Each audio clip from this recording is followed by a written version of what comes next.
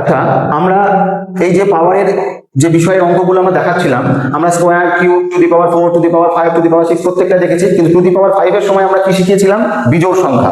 7টা কি সংখ্যা? বিজোড় সংখ্যা। তাহলে বিজোড় সংখ্যা থাকলে আমাদের মাথায় রাখতে হবে যে এমন দুটো সংখ্যা ধরুন যাদের যোগফল হবে 7, যাদের বিয়োগফল হবে 1। এটা বিজোড় সংখ্যা বার করার একটা পদ্ধতি।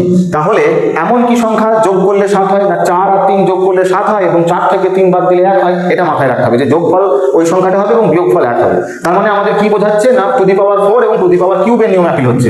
অর্থাৎ x to the power 3 plus 1 by x to the power 3 এর নিয়ম into x to the power 4 plus 1 by x to the power 4 এর নিয়ম, এবং এটার থেকে একটা সিঙ্গেল বাদ যাবে। বিজোড়ের সঙ্গে সব সময় বাদ যায়, একটা সিঙ্গেল বাদ যায়। তার মানে x প্লাস 1 বাই x এটা বাদ যায়।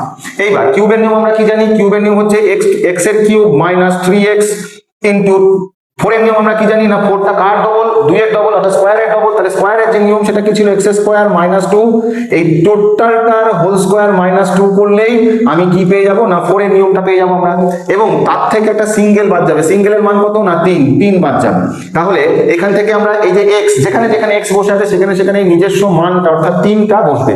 তাহলে 3 এর কিউব কত হয়? 27। আর এদিকে 3x মানে 3 3 কে 9, তাহলে 27 থেকে 9 বাদ দিলে কত হচ্ছে? 18 ইনটু এখানে 3 এর স্কয়ার 9 থেকে 2 বাদ দিলে কত হয়? 7 7 এর স্কয়ার কত হয়? 49 49 থেকে 2 বাদ দিলে হচ্ছে 47 মাইনাস 3, অর্থাৎ 18 ইনটু 47 মাইনাস 3 করলে আমরা খুব সহজে অঙ্কটা পেয়ে যাব। তাহলে আমরা কি জানি বর্গমূলের রুলস হিসেবে 18 ইনটু 47, ইনটুর কাজ সবসময় আগে করতে হয়। তাহলে 18 আর 47 গুণ করলে হচ্ছে 846 মাইনাস 3, অর্থাৎ এর অ্যানসার হবে 843। খুব সহজে আমরা অ্যানসারটা পেয়ে গেলাম।